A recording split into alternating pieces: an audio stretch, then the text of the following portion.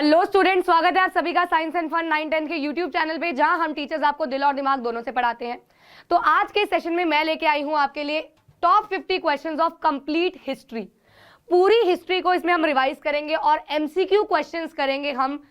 Top 50 5 के 5 chapters आपके। पहला फ्रेंच रेवोल्यूशन, दूसरा सोशलिज्म, तीसरा नाजिज्म, चौथा फॉरेस्ट सोसाइटी और पांचवा पैस्टलिस्ट से।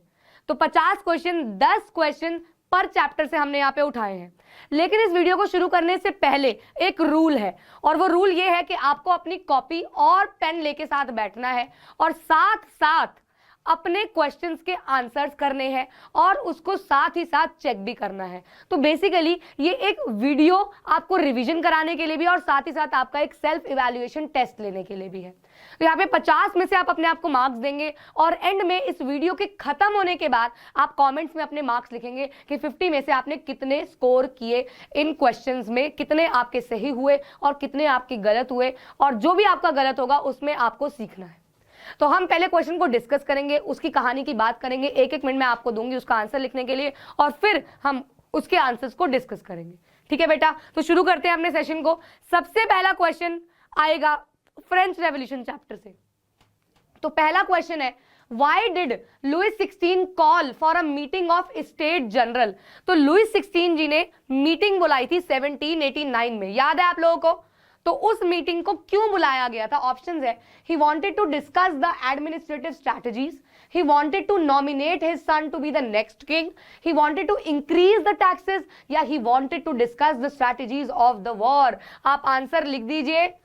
तब तक मैं आपको बता देती हूं कि 3 स्टेट्स की बात की गई थी यहाँ पे, first state, second state and third state. First state कौन से थे बेटा जी? आपके क्लर्जीज, है ना, जो चर्च ऑफिशियल्स होते थे।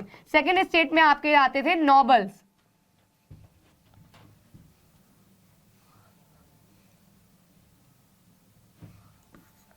और थर्ड स्टेट में आपके आते थे सारे रेस्ट ऑफ द पीपल, जो बिजनेसमैन वगैरह आते थे।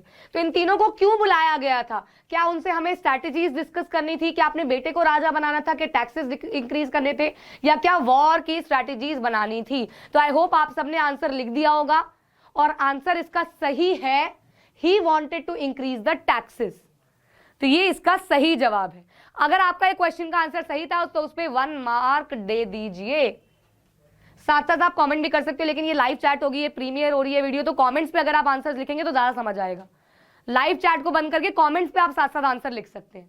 चलिए अगला सवाल फ्रेंच रेवोल्यूशन से ही है। What was the demand made by the members of the third state for conducting of voting in the state general? क्या इन्होंने डिमांड की थी कि हमें भी वोटिंग राइट्स प्रोवाइड किए जाएं? क्या डिमांड थी? Each state should have 1 vote.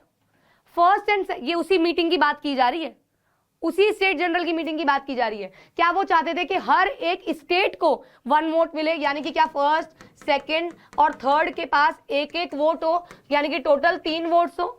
या the first and second state should not be allowed to vote, कि भैया पहले और दूसरे को तो वोट ही ना करने दिया जाए?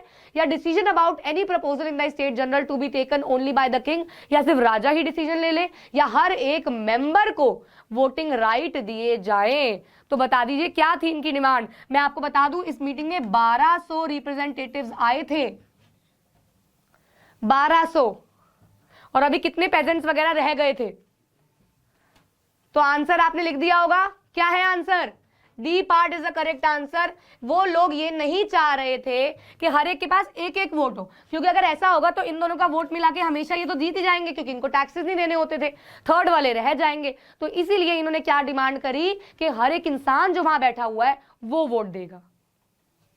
चलिए third question, Who was not given the right to vote according to the Constitution of 1791? Constitution लागू हुआ था 1791 में, उसके अकॉर्डिंग किसको वोट देना अलाउड नहीं था? Active citizen, passive citizen, women या men below 25 years of age? What is the correct answer? Who was not given the right to vote? Let me tell you, active citizens कौन होते हैं बता दूं? Active citizen वो होते हैं जो अपने 3 दिन के वेजेस के बराबर टैक्स दे रहे हो। पैसिव जो ना दे रहे हो। विमेन तो पता ही है, औरतें। और मेन बिलो 25 ईयर्स एज भी आपको पता है। आधा अधूरा बताया क्योंकि आंसर आपको लिखना है पहले। हाँ जी, what is the correct answer? जो आता है, चाहे गलत आता है लिख दो, चाहे सही आता है लिख दो। क्या है इसका correct answer? Men below 25 years of age. क्यों? क्योंकि 25 साल से ऊपर के आदमियों को ही वोट देना अलाउड था, और साथ ही साथ वो कौन होंगे? एक्टिव सिटीजन, यानी कि वो वेजेस के बराबर, 3 दिन के वेजेस के बराबर टैक्स भी पे करते होने चाहिए। ठीक है, चले आगे। What is a Republican form of government? It is a Republican form of government बतानी है। It is a democratic form of government. In this type of government the head of the state is elected. या सारे citizen को equal rights मिलते हैं? या सारी बातें सही हैं? बता दीजिए, लिख के बता दीजिए, लिख के अपनी कॉपियों में लिखिए और बता दीजिए, या कमेंट्स में लिखिए, आप लोग बता दीजिए। चले, करेक्ट आंसर है ऑल ऑफ दी अबव। सारी बातें सही है। रिपब्लिकन है भाई तो डेमोक्रेटिक भी है। यहां पे हेड ऑफ द स्टेट चुना जाता है, यहां पे सिटीजन इक्वल राइट्स एंजॉय करते हैं, तो सारी बातें सही हुई ना। अगला, name the head of the state of France whose reign is known as reign of terror। डर का माहौल किसका था? 1793 की बात कर रहे हैं ये। आया याद? कौन था? Napoleon Bonaparte, Marie Antoinette, Louis 16, Maximilien Robespierre. जब भी आप कंफ्यूज हो, एलिमिनेशन मेथड अपनाएं कि यार मैरी एंटोनी तो औरत है, ये किसकी औरत है, मतलब किसकी बीवी है? ये भैया लुई द 16 की औरत है ये लुई द 16 की औरत है, तो ये बीवी है, तो ये कहां से रेन ऑफ टेरर करके आ रही है? इसका तो कोई रोल ही नहीं था। लुई द 16 का था? नहीं यार, इसका भी नहीं था। सोचो सोचो सोचो। मैक्सिमिलियन रोबेस्पियर 1793 से 1794, जहां पे ये गुलटन कर देते थे लोगों को, जो भी रिपब्लिकन के खिलाफ जाता था। चलिए, what was the triangular slave trade? हाँ जी, ये लास्ट टॉपिक है आपका स्लेव ट्रेड वाला, अबॉलिशन ऑफ स्लेवरी वाला। ट्रायंगुलर स्लेव ट्रेड क्या था? It was exchange of slaves and goods between Europe, Africa and America, या it was exchange of slaves between Asia, Africa, France. बस countries का फर्क है। या फिर यूरोप, अफ्रीका, एशिया, या फिर अफ्रीका एंड इंग्लैंड। बता दीजिए वो 3 जगहें। इसके पीछे कोई स्टोरी नहीं है, फैक्ट है। किन 3 जगहों के बीच में होता था स्लेव ट्रेड? हाँ जी, दिखाएं आपको सही जवाब। तो सही जवाब है किसके बीच में? Europe, Africa and America. इन तीनों के बीच होता था, सही है, इन तीनों के बीच होता था स्लेव ट्रेड। याद नहीं था? याद कर लो इसे याद। चलिए, give the most appropriate reason for the introduction of slave trade in French colonies. क्यों लाया गया स्लेव ट्रेड यार? क्या जरूरत थी स्लेव ट्रेड लाने की? तो the Europeans wanted to show the supremacy of their race. क्या उनको अपने कलर को ऊपर दिखाना था, इसलिए स्लेव ट्रेड स्टार्ट किया। Europeans did not want to go to very far off lands and thus there was shortage of labour. वो कहीं और जाना नहीं चाहते थे, इसलिए लेबर्स की कमी थी, इसलिए स्लेवरी स्टार्ट करी। The people in Africa were looking for work. Africa के लोगों को जिनको बुलाया जाता था, क्या उनको काम की कमी थी, इसलिए बुलाया जाता था? या Europeans made profits through slave trade? क्या वो पैसा कमाते थे इस ट्रेड से? बता दीजिए सही जवाब और जीत लीजिए 1 नंबर। हाँ जी, तो सही जवाब है European did not want to go to very far off lands and thus there was shortage of labour. यही था। किसने लिखा पैसा कमाना? यही लिखा था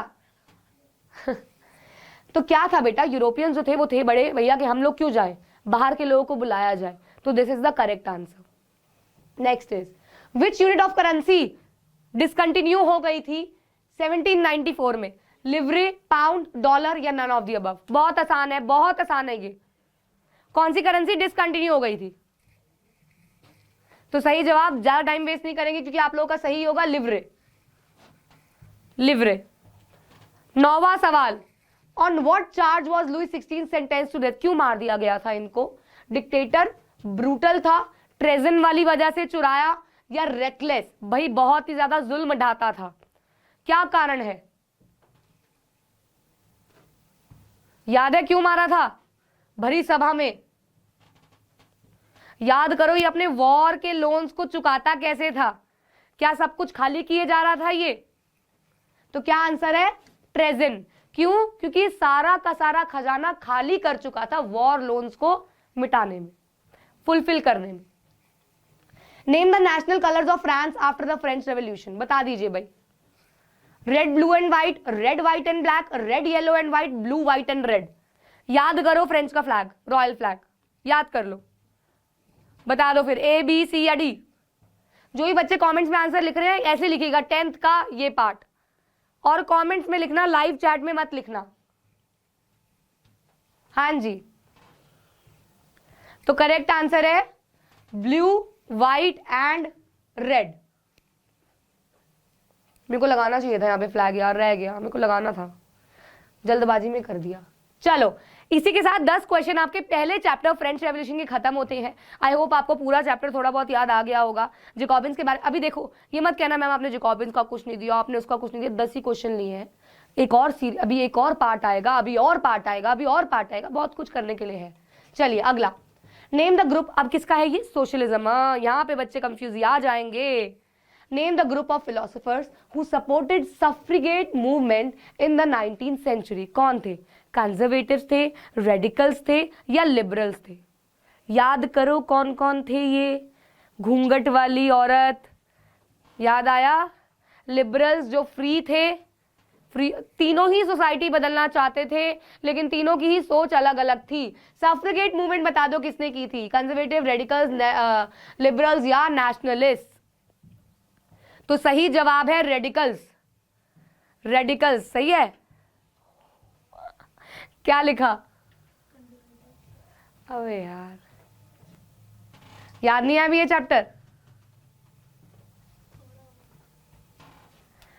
तो रेडिकल्स थे जिनने सफ्रेगेट मूवमेंट किया था। कंजर्वेटिव्स वो थे, याद करो, सोसाइटी तो बदलनी है लेकिन अपने पुराने ट्रेडिशंस को भूलना नहीं है। चलिए, what was the main objective of है ये social revolutionary party of Russia. Socialist revolutionary party क्या मेन ऑब्जेक्टिव था? To support the cause of nation state. Nation state याद है, जो बाउंड्री वाले स्टेट्स बन जाए। नेशन स्टेट्स था जिनकी एक अप्रोप्रिएट बाउंड्री हो। To fight for the rights of peasants of Russia, to fight against absolutism, to fight for the rights of workers. क्या है इसका सही जवाब? वर्कर्स के लिए लड़ना, पेजेंट्स के लिए लड़ना, नेशन स्टेट्स बनाने के लिए लड़ना, सपोर्ट करना, या फिर एब्सोल्यूटिज्म करना, उसके लिए लड़ना। कोई भी डाउट हो आप साथ साथ कमेंट में लिख दीजिएगा, आई विल रिप्लाई। तो करेक्ट आंसर है to fight for the rights of peasants of Russia. Russia के फार्मर्स को सपोर्ट करने के लिए। ठीक है, चलिए, name the political party of Russia which did not want to end royal absolution and introduce constitutional system. कौन था जो कॉन्स्टिट्यूशन सिस्टम लाना चाहता था instead of monarchy and dictatorship? क्या सोशलिस्ट रेवोल्यूशनरीज थे, क्या सोशल डेमोक्रेट्स थे, क्या कंजर्वेटिव्स थे, या क्या जर्नलिस्ट थे? हाँ जी, बता दो कौन थे जिन्हें कॉन्स्टिट्यूशनल सिस्टम लेके आना था, ना कि महाराजाओं का राज? सही जवाब है कंजर्वेटिव्स। चेंज चाहते थे लेकिन ट्रेडिशनल तरीकों से आ जाए कॉन्स्टिट्यूशन, सभ्यता ना भूली जाए। अगला, with which events is bloody Sunday associated? Bloody Sunday किस इवेंट्स के साथ जुड़ा होता है? ये सबका सही चाहिए मुझे। Revolution of 1905, February revolution of 1917, October revolution या फर्स्ट वर्ल्ड वॉर? याद करो ब्लडी संडे कब हुआ था, याद आ जाएगा। याद करो, तभी ईयर साथ में लिखे हैं मैंने। जल्दी लिखो, इतना टाइम नहीं है। तो सही है आपका रेवोल्यूशन ऑफ 1905। यहीं पे ब्लडी संडे एसोसिएशन स्टार्ट हुई थी, रेवोल्यूशन स्टार्ट हुआ था। यहाँ पे लोगों को संडे के दिन, ये वर्कर्स वाला वो है अपोजिशन वाला केस, जहां उनको हैवी वेजेस वगैरह के नीचे दबाया जाता था और लोगों ने प्रोटेस्ट किए थे। आ रहा है याद गरीबों? Who was the leader of October revolution? चलो भाई, कौन था अक्टूबर रेवोल्यूशन का लीडर? इसमें जार को ऐसे भी लिखते हैं और ऐसे भी लिखते हैं। स्टेलिन। स्टेलिन कैसे हो सकता है? एलिमिनेट कर दो इसको। क्रेंस्की हो सकता है, क्रेंस्की नहीं। अभी मैंने ये क्वेश्चन आप लोग अपने ऑफलाइन में टेस्ट में भी दिया है। लेनिन या स्टेलिन या क्रेंस्की या जार निकोलस। चीटिंग नहीं करनी है, पहले आंसर लिखना है फिर चेक करना है। हाँ, तुम बहुत चालाक बन रहे हो। सही जवाब है लेनिन, सही जवाब है लेनिन। अक्टूबर रेवोल्यूशन के लीडर थे। Which party was renamed as Russian communist party? कौन सी पार्टी थी जो रशियन कम्युनिस्ट पार्टी के रीनेम किया गया था? क्या वो मेंशेविक्स थी, क्या वो बॉल्शेविक्स थी, कंजर्वेटिव्स थी या यूटोपियन सोशलिस्ट थे? यूटोपियन सोशलिस्ट वो थे जो अपनी ड्रीम वर्ल्ड में रहते थे। बॉल्शेविक, मेंशेविक्स, कंजर्वेटिव्स, यूटोपियन सोशलिस्ट, ये तो आता होगा। क्या है सही जवाब? बॉल्शेविक्स। अगला, who were the supporters of tsarist regime during the civil war in Russia? Russia में जब वॉर हो रही थी सो जार के सपोर्टर्स कौन थे? रेड्स, ग्रीन्स, व्हाइट्स या ब्लैक्स? याद है कलर्स में डिस्ट्रीब्यूट कर दिया गया था, आपको याद है ये? तो बताओ कौन थे? कलर्स में डिस्ट्रीब्यूट कर दिया गया था, पार्टीज बना दी गई थी, डिस्ट्रीब्यूशन कर दिया गया था। आंसर बता दो जल्दी से, 2 मिनट सोचने को दे रही हूं क्योंकि कलर्स में बच्चे कंफ्यूज हो जाते हैं। बताओ भाई।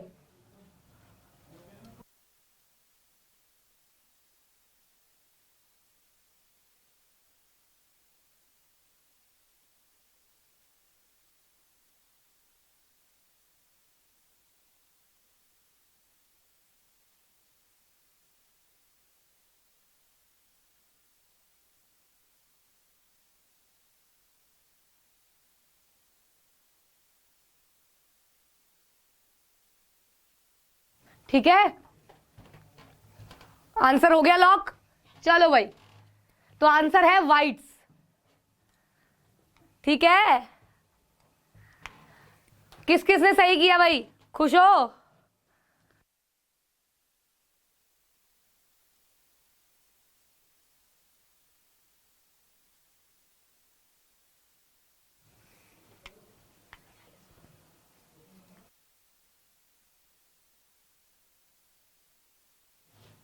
चलो, हु इंट्रोड्यूस कलेक्टिवाइजेशन प्रोग्राम? और यार ये तो बहुत इजी है, कलेक्टिवाइजेशन का नाम ही उस पर लिखा गया था यार, पूरा नाम ही कलेक्टिवाइजेशन का पूरा वही है। क्या है answer? Lenin, Leon Trotsky, Stalin या लोइस ब्लैंक? करेक्ट आंसर है Stalin. Stalin is the correct answer. Next, 19th, name the alliance which was supported by Russia during the First World War. First world war में बताओ किस alliance ने Russia को support किया था? ये आप क्लास 10th में भी पढ़ोगे। एलीड, एक्सिस, सेंट्रल, कौन सी पावर्स थी जिसमें रशिया को सपोर्ट किया गया? एलीड, सेंट्रल, एक्सिस, बता दो भाई। या चौथे को तो मैं भूल गई, ईस्टर्न पावर्स। बता दो भाई, बता दो भाई, बता दो भाई, जल्दी जल्दी बता दो भाई। Allied power, central power, axis power या ईस्टर्न पावर्स?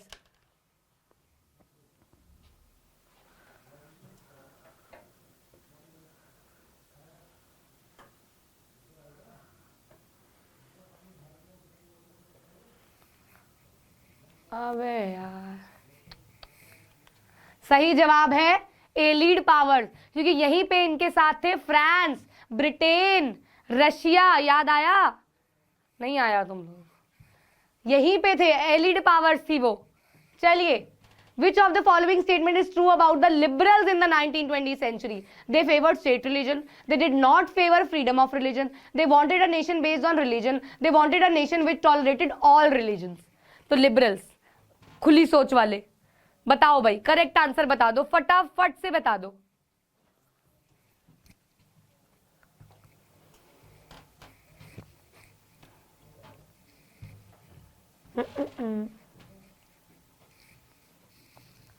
करेक्ट आंसर है they wanted a nation which tolerated all religions. मैंने आपको हिंट दे ही दिया था कि ये ऐसे लोग थे जो सबको इक्वल रखने की बात करते थे, खुली सोच वाले लोग थे, लिबरल्स, तभी इनका नाम है। अब ये सवाल आता है आपका कौन से चैप्टर से? नाजिज्म से, हिटलर वाला chapter. Why was international tribunal setup? क्यों सेट की गई थी इंटरनेशनल ट्रिब्यूनल? क्या थी इंटरनेशनल ट्रिब्यूनल? याद है आप लोगों को क्या है?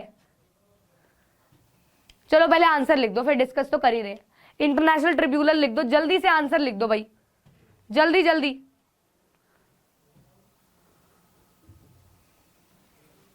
आता है? चलिए, to prosecute Nazi war criminals. पहले मैं आपको इस चैप्टर के बारे में थोड़ा सा बता देती हूँ। यहाँ पे बात की जा रही है हिटलर जी के बारे में, ठीक है, एडोल्फ हिटलर जी के बारे में। ये क्या करते हैं?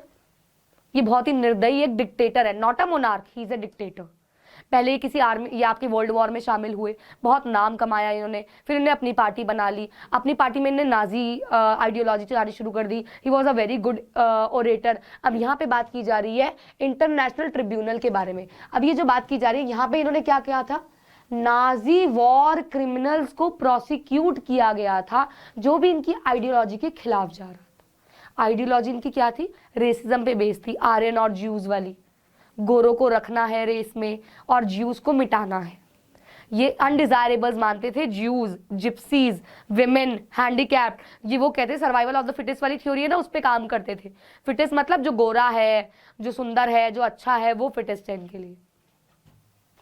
Who were November criminals? November criminals कौन थे? Member of Weimar Republic. Weimar Republic याद है आप लोगों को? वीमर रिपब्लिक एक जगह पे इन्होंने क्या किया था? कॉन्फ्रेंस की थी। तो member of Weimar republic, members of Nazi party, supporters of Weimar republic या रेवोल्यूशनरीज ऑफ रशिया?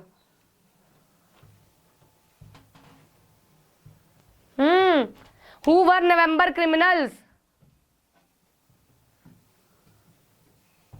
यार ये तो आसान है यार, अब तुम्हें हिंट भी मैंने दिया है। ए, बी, सी या डी? तो करेक्ट आंसर है सी। वीमर रिपब्लिक के सपोर्टर्स को नवंबर क्रिमिनल्स कहा जाता था। नवंबर क्रिमिनल्स क्यों कहा जाता था? इंसिडेंट हैपेंड इन नवंबर।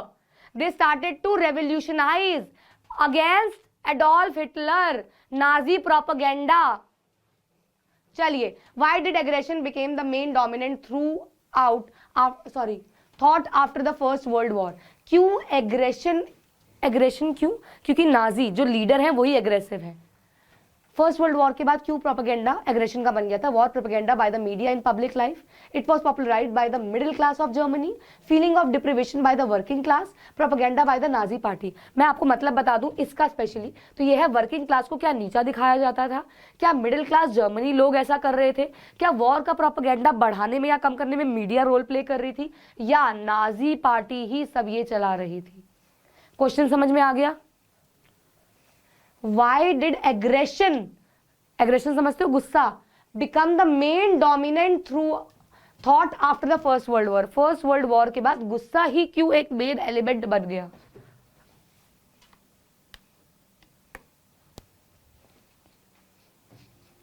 तो करेक्ट आंसर है war propaganda by the media. Media ने धज्जियां उड़ा दी थी। मीडिया जो थी वो कहीं ना कहीं क्या करती थी? सारी की सारी बातें, लेकिन बाद में क्या आ गया था? सेंसरशिप। याद है कि हमारे बारे में कोई कुछ नहीं छापेगा, क्योंकि ये लोगों ने तो लोगों को नंगा करना शुरू कर दिया था। तो बेसिकली वॉर प्रोपेगेंडा जो दर्शाया गया वो किसके द्वारा दर्शाया गया? मीडिया के द्वारा। What was the main objective of Spartacist league? Spartacist league का क्या मेन ऑब्जेक्टिव था? ठंड लग रही? 5 मिनट में बंद कर देते। हाँ जी, स्पार्टकिस लीग का क्या मेन ऑब्जेक्टिव था? To establish democratic regime in Germany, to establish Nazi order in Germany, to establish Soviet style of governments in Germany, to establish dictatorship in Germany. Spartacist league समझ आ जाएगी जैसे ही आंसर आ जाएगा कि क्या थी, किस पे बेस थी। बता दूं answer? Soviet style of governance लाने के लिए। सोवियत स्टाइल बोले तो military, they were totally used to work according to armed forces, तो Soviet style governance in Germany, ये था स्पार्टकिस लीग।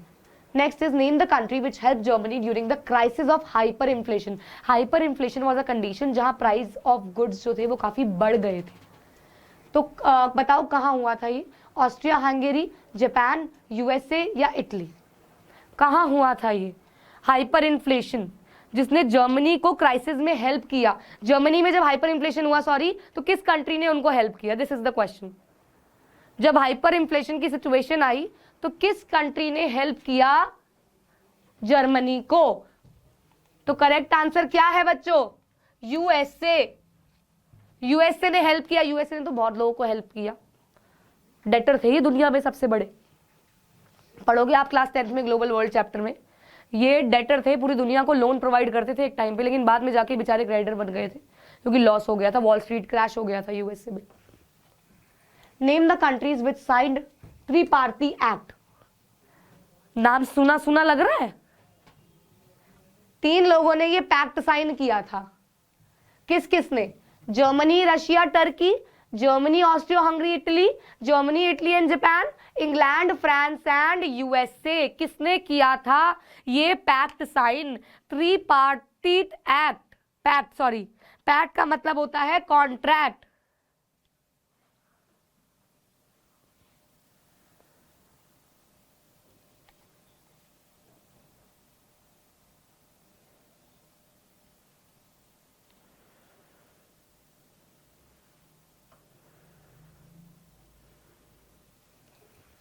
हाँ जी, लिख लिया आंसर?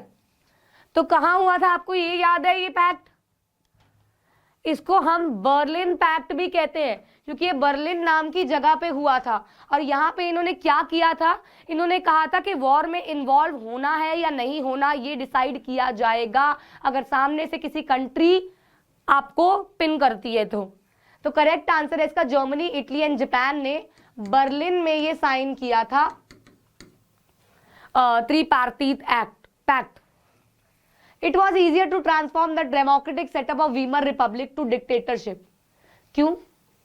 सवाल समझ गए? कह रहे क्या इजी है to transform democratic setup of Weimar republic to dictatorship. Democratic setup को आराम से बदला जा सकता है डिक्टेटरशिप में। No party could get majority in the Reichstag. Reichstag समझ गए कौन सी जगह, कौन सी है? हाँ जी, पार्लियामेंट का नाम था रीचस्टैग। तो no party could get majority in parliament, German people supported, जैसे हमारे यहाँ पार्लियामेंट बोला जाता है, यहाँ पे क्या बोला जाता है? Reichstag. German people supported monarchy, voting rights had been extended to only the propertied class, जिसके पास प्रॉपर्टी है। The country had been facing economic crisis. क्या है सही जवाब? बता दो। सवाल समझ गए ना? क्यों डिक्टेटरशिप में ट्रांसफॉर्म हो गई? कि भैया कोई मेजॉरिटी में नहीं है, जर्मन पीपल मोनार्की को ही चाहते हैं, ये कारण है, या वोटिंग राइट जो है सिर्फ प्रॉपर्टीड क्लास के पास है, या कंट्री जो है वो इकोनॉमिक क्राइसिस फेस कर रही है। तो सही जवाब है कि किसी भी पार्टी को मेजॉरिटी ना मिलने की वजह से, यानी कि people are not supporting democratic citizen government, they are not giving majority to a singular party. Hitler was able to establish dictatorship in Germany by reputing Treaty of Versailles, by introducing economic reforms, by issuing fire decree, by introducing enabling act. Fire decree याद है क्या था? क्या किया था इन्होंने? सारे के सारे वो जला दिए थे फाइलें पार्लियामेंट में, सारे के सारे रिकॉर्ड जला दिए थे। तो सही जवाब है इसका by introducing enabling act. Enabling act याद है याद? यार पढ़ोगे नहीं तो ये सेशन का तो मतलब ही नहीं बनता। एक सेकंड पानी पी के आऊंगी।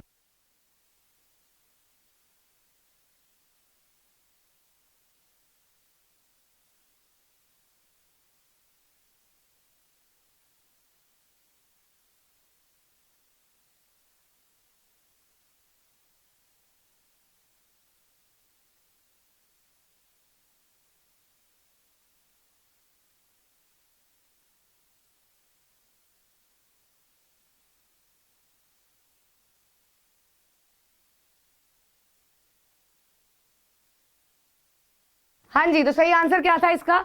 Enabling act. यहाँ पे क्या दी जाएगी? पावर एक पर्टिकुलर पर्सन को दी जाएगी, एंड दैट इज हिटलर।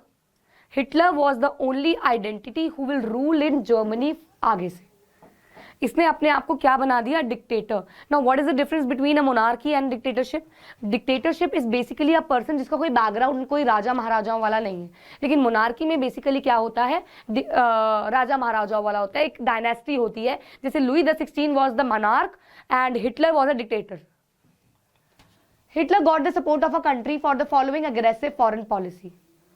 कहाँ की पॉलिसी से, मतलब कहाँ के लोगों से हिटलर को सपोर्ट मिला था? यूएसए, जापान, इंग्लैंड या इटली? किसने सपोर्ट किया था हिटलर को? यार ये तो 1 मिनट में देने वाला आंसर है, 1 मिनट में देने वाला आंसर है, क्योंकि आंसर है आपका इंग्लैंड। इन्होंने सपोर्ट किया था हिटलर जी को। चलिए, theory of racial hierarchy introduced by Hitler was inspired by a great thinker. कौन थे वो? रेशियल हायरार्की वाला सिस्टम, रेशियल मतलब कलर के बेसिस पे, कौन थे वो? Karl Marx, Herbert Spencer, Montesquieu या फिर जॉन लॉके? मॉन्टेस्क्यू या फिर जॉन लॉके। फिलोसोफर कौन से थे वो? कौन से थे? क्या कार्ल मार्क्स थे? क्या मॉन्टेस्क्यू थे? कौन थे वो? कौन थे वो? थे वो हर्बर्ट स्पेंसर, जो रेशियल हायरार्की को इंट्रोड्यूस करके आए थे। 30 क्वेश्चंस क्लियर? जो समझना है कृपया पूछ लेना, कृपया। चलो आगे चलते हैं 31st क्वेश्चन की तरफ, और ये है फॉरेस्ट सोसाइटी वाले चैप्टर से जो अभी मैंने यूट्यूब पे पढ़ाया है। What was not the reason for extension of cultivation by British in India forest areas of India? Basically Britishers ने फॉरेस्ट एरिया में और प्रोडक्शन क्यों नहीं करी? क्या ब्रिटिश को प्रोडक्शन कमर्शियल क्रॉप्स के लिए चाहिए थी? फॉरेस्ट एरिया को मतलब consider forest to be unproductive. British wanted to bring prosperity to the tribal people. Yeah, they wanted timber for their ships for Royal Navy. क्या सही जवाब है? कह रहे हैं क्या रीजन था जिसकी वजह से reason for extension of cultivation by the British in forest area? Forest area में कल्टीवेशन क्यों शुरू कर दी फॉरेस्ट एरिया को हटा के? क्या कारण था कल्टीवेशन की शुरुआत करने का? तो करेक्ट आंसर क्या है? C part. क्योंकि इनको ट्राइबल पीपल को खुश कर रहे थे, ये कह रहे थे कि तो अनप्रोडक्टिव है भैया फॉरेस्ट, ये तुम्हें क्या प्रोवाइड करेंगे, उल्टा खेती करो और पैसा कमाओ। What was the contribution of Dietrich Brandis? याद है ब्रांडी के नाम से, मैं इसको आपको समझाती हूँ, दारू के नाम से।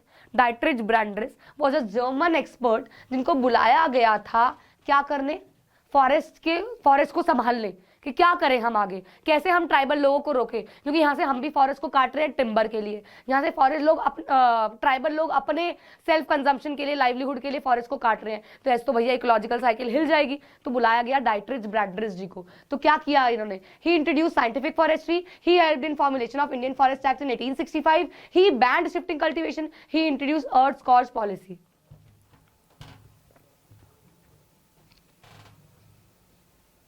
सही जवाब है, ये लेके आए थे इंडियन फॉरेस्ट एक्ट 1865 में। डाइट्रिच ब्रैंडिस ने ही इंडियन फॉरेस्ट एक्ट लागू किया 1865 में। नेक्स्ट सवाल, how were the forest divided by the forest act of 1878? 3 बार हुआ था, 3 बार हुआ था। तो यहाँ पे अब 1878 वाले की बात करें कि कैसे डिवाइड किया गया, किन भागों में डिवाइड किया गया। ये तो बहुत ही आसान है, reserve and village, reserve and protected, protected and village, या protected, reserve and village forest. 3 थे, 2 थे, इससे पता चल जाएगा यार। ये तो चौथा पार्ट इसका करेक्ट आंसर है, क्योंकि प्रोटेक्टेड, रिजर्व्ड और विलेज फॉरेस्ट में इनको बांटा गया।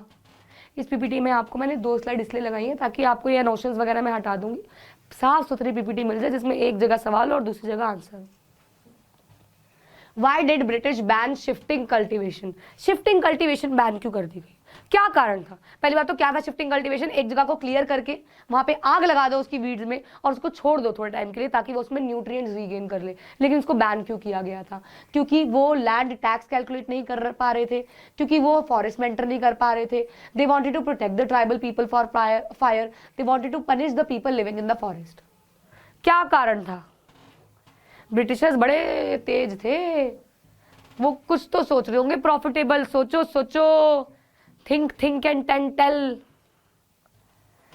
जल्दी लिख दो यार, ऐसे नहीं आंसर देख के नहीं लिखना, फिर खाली छोड़ना होता है। तो सही जवाब है वो लैंड टैक्स ही कैलकुलेट नहीं कर पा रहे थे, क्योंकि लोग वहां जला देते हैं उस लैंड को। कितने एरिया पे आप खेती कर रहे हो पता ही ना कर पाते थे। वो बहुत तेज से, मैंने कहा था ना, पैसों के पीछे भागते थे वो, टैक्सेस से मतलब था उनको। चलिए, why did British encourage hunting in forest area? Hunt क्यों करने के लिए लोगों को किया गया प्रोत्साहित? कितने रिकॉर्ड्स बनाए गए, हमने इतने टाइगर को मारा, हमने इतने फॉरेस्ट लायन के हेड लेके आए, क्यों? उनको एनिमल्स पसंद नहीं थे, वो इंडिया को सिविलाइज करना चाहते थे, एनिमल्स को हटाना चाहते थे, उनको कल्टीवेशन बढ़ानी थी, या वो अपनी पावर दिखाना चाहते थे ब्रिटिशर्स? आंसर साफ साफ स्क्रीन पे है और क्वेश्चन भी स्क्रीन पे है।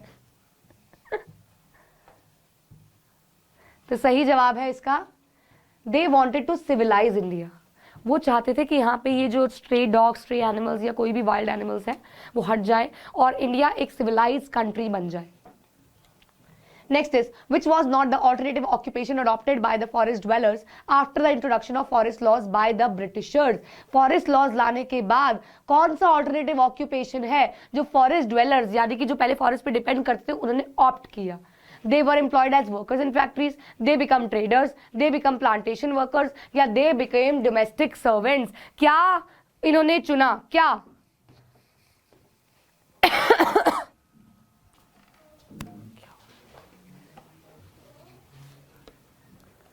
कौन सा काम चुना इन्होंने?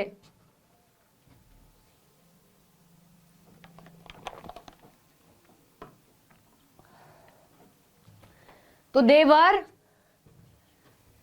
फैक्ट्रीज में लग गए, ट्रेडर बन गए, प्लांटेशन वर्कर बन गए, या डोमेस्टिक, भाई घर घर कूचे में काम करने लग गए? तो करेक्ट आंसर है ये बन गए थे डोमेस्टिक सर्वेंट। सही है, ये भी गलत है।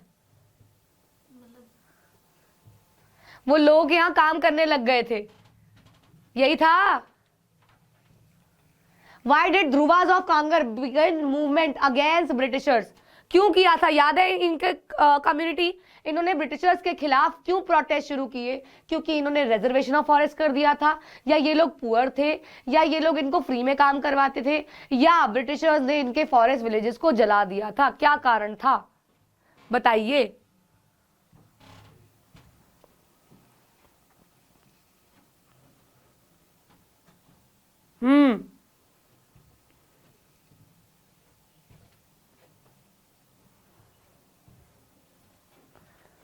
तो सही जवाब है British had introduce the policy of reservation of forest, जिसकी वजह से इनकी लाइवलीहुड पे पड़ा बहुत ही ज्यादा प्रभाव और ये लोग बौखला गए। इन्होंने कहा कि हम तो अब प्रोटेस्ट करेंगे। क्या इनका रेबेलियन सक्सेसफुल हुआ था? हाँ, इनके लीडर गुंडाधुर को पकड़ में नहीं आए थे। वो याद आया आप किसकी बात कर रही हूं मैं? गुंडाधुर वाले प्रोसेस की। वहां पे इनके लीडर ऐसे तो कोई नहीं थे, लेकिन गुंडाधुर ने सारा कार्यकाल संभाला था और वो पकड़े में भी नहीं आए थे ब्रिटिशर्स के। और इसके बाद रिजर्व फॉरेस्ट जो थे वो 2/3 की जगह उसका हाफ हो गया था रिजर्व करने के एरिया में।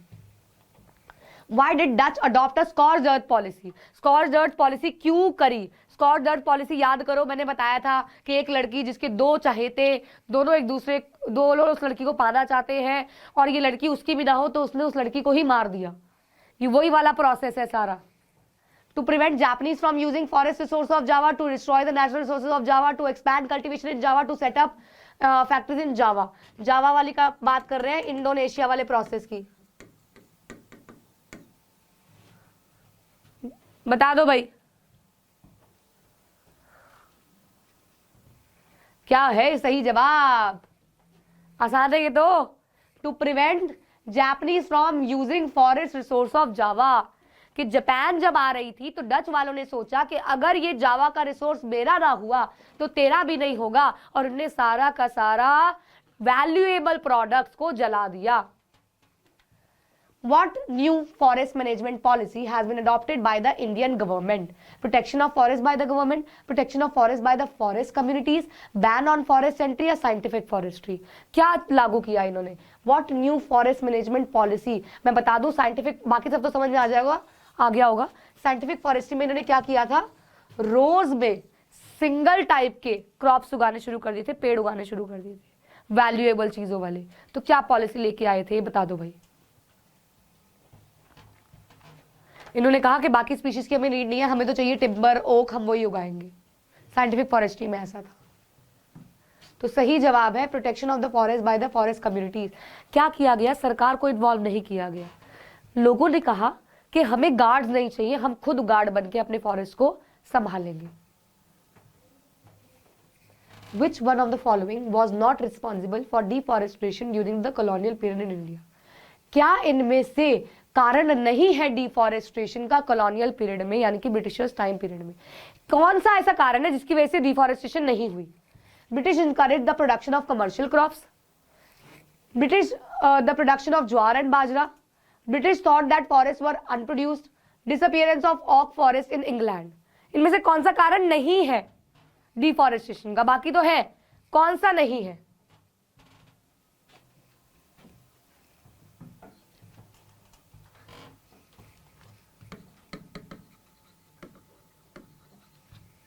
बता दीजिए। तो करेक्ट आंसर है British improve the production of jowar and bajra. ये का ज्वार एंड बाजरा की प्रोडक्शन बढ़ाने की वजह से डिफॉरेस्टेशन नहीं हुआ, बाकी सबकी वजह से हुआ।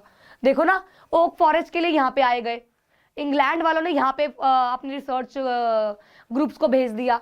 यहाँ पे इन्होंने क्या किया, कहा कि भैया फॉरेस्ट कुछ दे तो नहीं है, काटो इनको। यहाँ पे इन्होंने क्या किया कि कमर्शियल क्रॉप्स को उगाना है, कल्टीवेशन करनी है, तो काटो इनको। लेकिन ज्वार बाजरा वाला रीजन नहीं है। ठीक है, तो अब आते हैं हम लास्ट चैप्टर की तरफ। आपके पैस्ट्रोलिस्ट वाला चैप्टर है बेटा जी। देखिए, ये चैप्टर मैंने यूट्यूब पे नहीं कराया है, क्योंकि अभी करा देंगे या तो, लेकिन बेसिकली इस चैप्टर में बेटा लर्निंग चीज ज्यादा है। आपको यहाँ पे नोमैड्स के बारे में पढ़ना है कि नाम याद करने हैं। मैं आपको इंग्लिश की हिंदी करके दूंगी इस चैप्टर में, तो कि हाँ ये यहाँ से यहाँ जाते हैं, ये वहां से वहां जाते हैं। देखिए, पूरी साइकिल पहली बात तो अफेक्ट होती है इनकी सीजन की वजह से। ये लोग विंटर और समर की वजह से ट्रैवल करते हैं इधर से उधर। दूसरा कारण इनका मूव करने का क्या होता है, पैस्चर्स की वजह से, क्योंकि ये लोग अपने लाइफ स्टॉक के साथ जुड़े होते हैं, और लाइफ स्टॉक को जब भूख लगती है तो इनको पैस्चर्स चाहिए होते हैं। तो ये उस जगहों पे जाते हैं जहाँ पे पैस्चर्स की नीड हो, जहाँ पैस्चर्स मिल जाए, तो ये लोग ट्रैवल करते हैं। तो यहाँ पे पहली बात तो इंडिया का ही बताया गया है, फिर लास्ट स्टेज में अफ्रीका का भी बताया गया है, जहाँ पे मसाइज वगैरह के बारे में है। तो करते हैं जिसने किया हुआ है chapter, that this will help you। तो why did Gujjar Bakarwal migrate to Jammu and Kashmir? Land cultivation के लिए, ट्रेडिंग के लिए, पैस्चर ढूंढने के लिए, या इंडस्ट्रीज एस्टैब्लिश करने के लिए? क्यों गुज्जर बकरवाल ट्रैवल करते थे जम्मू कश्मीर की तरफ? बता दो भाई। Gujjar Bakarwal were the community, were the nomads. ये क्यों ट्रैवल करते थे, क्यों माइग्रेट कर जाते थे? तो सही जवाब है, लिखना है आंसर। तो सही जवाब है आपका to find pasture for their cattle. अपने भेड़ बकरियों के लिए खाना ढूंढने जाते थे भाई वो लोग। उनको ना तो इंडस्ट्रीज से फर्क पड़ रहा, वो तो नोमैड्स है, ना उनको ट्रेडिंग प्रैक्टिस से फर्क पड़ रहा, ना ही वो कल्टीवेशन के लिए जा रहे। मेन मकसद उनका जाने का क्या था, अपने लाइफ स्टॉक के लिए खाना ढूंढने। What factor determines the movement of Bhotiyas? तो ये भी एक कम्युनिटीज है। भूतियास को कौन सी फैक्टर है जो डिटरमाइन करते हैं? सीजनल चेंज, इकोनॉमिक मतलब पैसों वाला चेंज, ग्रीनर पैस्चर्स यानी कि खाने के लिए अच्छी जमीन, या फिर नेचुरल सोर्सेज का अवेलेबल होना। इन चारों में से क्या मेजर फैक्टर है जो डिटरमाइन करता है movement of भूतियास?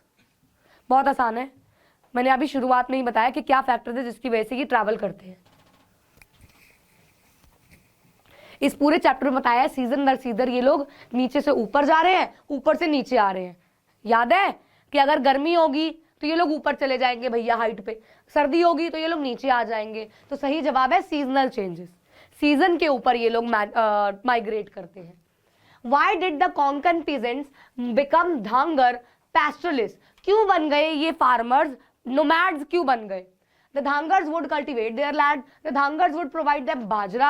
The Dhangars would help in making their land fertile. The Dhangars would take rice from Konkan peasant to sell to in the market. तो इन्होंने इनका किस वजह से सहारा लिया? धांगर कम्युनिटी ने किस वजह से सहारा लिया? मुझे पता है तुम लोगों को कुछ नहीं आता। पूरा चैप्टर लर्निंग है और अभी तक आप लोग अगर ऐसे बैठे हैं तो बहुत गलत बात है। हाँ जी, बता दीजिए। तो सही जवाब है इसका धांगर जो थे वो उनकी लैंड को फर्टाइल करने में हेल्प करते थे, ताकि जिस टाइम पीरियड पे वो ऊपर या नीचे ट्रैवल कर रहे हैं तो उस टाइम पीरियड पे वो लोग कल्टीवेशन कर पाए। What were the source of livelihood for Kurumas? Kurumas कैसे पैसा कमाते थे? कैटल रियर करके और कल्टीवेशन करके। Rearing cattle, cultivation and working in factories, cultivation of land, rearing sheep and goat and trading activities, या सिर्फ ब्लैंकेट्स बेच के। कुरुमास की बात कर रहे हैं, कुरुमास। अब देख रहे हो पूरा चैप्टर, भोतियास, ध्रुवास, कुरुमास, गुच्चर बक्करवास, तो सारे के सारे कम्युनिटीज हैं जो आपको याद करनी है क्या काम करते थे। बहुत सारे 9th वाले बच्चों की क्लासेस में ये चैप्टर में एमसीक्यूज में आ रहा है या डिलीट भी हो चुका है। अपने स्कूल लेवल पे ही कई स्कूल्स ने डिलीट कर दिया है, ऐसा मुझे ऑफलाइन के बच्चों से पता चला है। हाँ जी, तो सही जवाब है इसका बेटा जी। वो लोग देखो, ये तो कट ही जाता है, पता है फैक्ट्रीज में काम करना तो कट ही जाता है, एलिमिनेट ही कर दिया करो। कल्टीवेशन ऑफ लैंड, शीप को रियर करना, गोट को रियर करना, और साथ ही साथ इनके सामानों की ट्रेडिंग करना, वूल की ट्रेडिंग करना, मिल्क की ट्रेडिंग करना, ये वो काम करते थे। Why did the colonial rulers transform pasture land into cultivated lands? Pasture land को कल्टीवेटेड लैंड्स में क्यों कन्वर्ट कर दिया गया ब्रिटिशर्स के द्वारा? ये फॉरेस्ट चैप्टर से थोड़ा सा लिंक कर गया है ना, फॉरेस्ट चैप्टर से लिंक कर गई ये चीज। तो क्या है बेटा जी? They would be able to contribute in the economic progress of India, या the colonial rulers would able to collect more land revenue, they would be able to grow agriculture produce for the poor people of India, या फिर they would be able to increase the productivity of the land। क्या है सही जवाब बताओ? क्यों किया इन्होंने ट्रांसफॉर्म पैस्चर लैंड को कल्टीवेबल फार्म्स में? जहां चरते थे वहां पे इन्होंने क्यों बना दिया आपका फार्म्स? नोमैड्स के पेट पे लात मारी थी ब्रिटिशर्स ने, ताकि वो इकोनॉमी को प्रोग्रेस करें, या फिर वो रेवेन्यू कलेक्ट करें, पैसा कमाएं, या फिर वो एग्रीकल्चर को बढ़ाएं और पुअर पीपल को सपोर्ट करें, या फिर वो प्रोडक्टिविटी को बढ़ाएं एक लैंड पे। तो करेक्ट आंसर है ताकि वो रेवेन्यू कमा सके। अभी फॉरेस्ट में भी आपने पढ़ा था लैंड टैक्स इनके लिए मैटर करता है शिफ्टिंग कल्टीवेशन वाले क्वेश्चन में। तो ये मनी माइंडेड लोग हैं, भूखे लोग हैं ये, तो रेवेन्यू के लिए ये लोग आए थे करने ये। चलिए, Why did British had to depend on the pastoralists or of Africa? Africa पे क्यों डिपेंड करने लग गए भाई ये लोग? क्या कारण है? लैंड रेवेन्यू के लिए अगेन, या फिर रॉ मटेरियल के लिए इनकी इंडस्ट्रीज के लिए, या फिर मैं बता दूं अफ्रीका में अच्छे लेवल का नोमैडिक कल्चर है और साथ ही साथ अफ्रीका रिसोर्स रिच जगह है। They had to depend on the pastoralists for milk and meat. They had to depend on the pastoralists for boring mines and building roads. Mining करना और roads बनाने के लिए भी क्या ये अफ्रीका पे डिपेंड करते थे? बता दो भाई।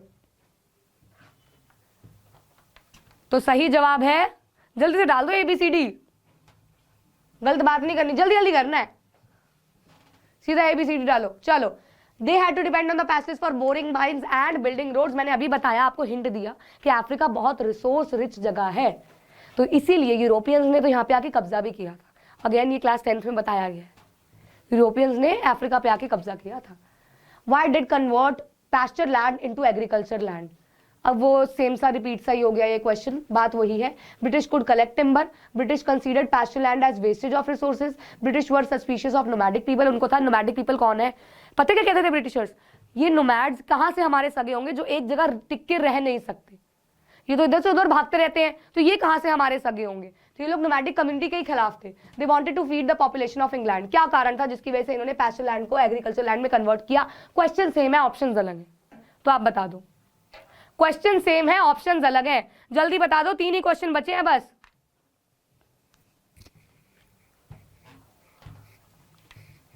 तो सही जवाब है the British wanted to feed the population of England. खाना भेजते थे ये लोग गरीब, यहीं से वुड लेके जानी है, यहीं से खाना लेके जाना है इन लोगों को। हमारे इंडिया को नंगा करके चले गए, गोल्डन स्पैरो कहलाती थी इंडिया। चलो, why did pastoralist move from one area to another? कितना आसान सवाल है, क्यों मूव करते हैं? पैस्चर खत्म होने की वजह से, सीजन की वजह से, कॉलोनियल पॉलिसीज की वजह से, या बोथ ए एंड बी? शुरू में बताया इस चैप्टर के मैंने क्या कारण है मेजर, शुरू में बताया। अगर ये गलत हो रहा है ना तो मुक्का आना चाहिए तुम्हारे मुंह पे कैमरे में घुस के। तो बोथ एंड बी है, लॉक कर दें। क्यों? क्योंकि सीजन वेरिएशंस भी चाहिए और पैस्चर्स के खत्म होने की वजह से भी वो लोग इधर उधर जाते हैं।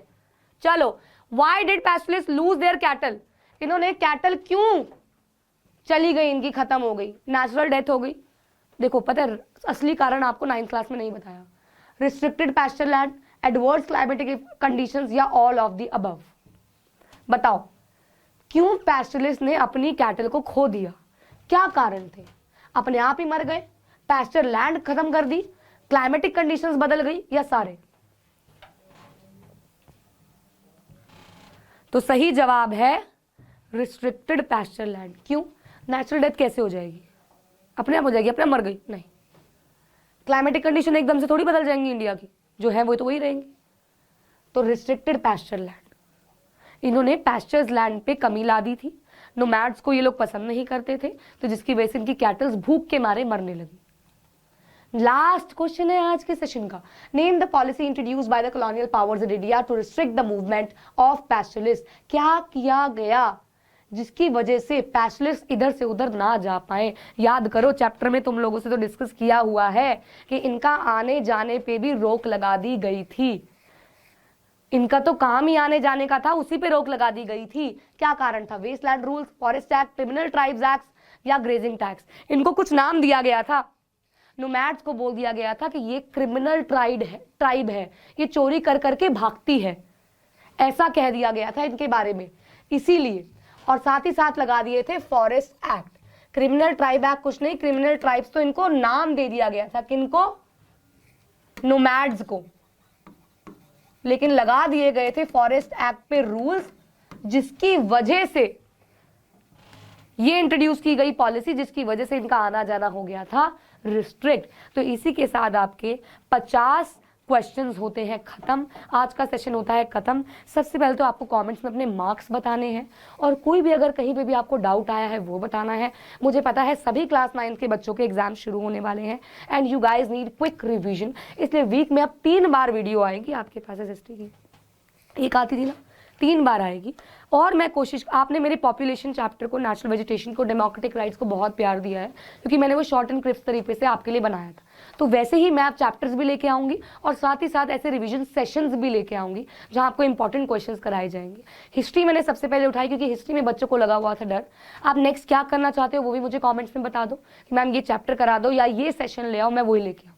कॉमेंट्स में भर दो कि क्या चाहिए आपको, और कोई भी डाउट है तो वो भी लिख दो। और कोई अगर एमसीक्यू गलत हो गया हो तो वो भी लिख देना। भाई इंसान लोग हैं, हमसे भी गलत हो जाता है, कोई ऐसी बात नहीं है। कुछ गलत हो गया हो तो वो भी लिख देना चाहिए। ठीक है, चलिए मिलते हैं अगले सेशन में ऐसे ही। तब तक के लिए गुड बाय।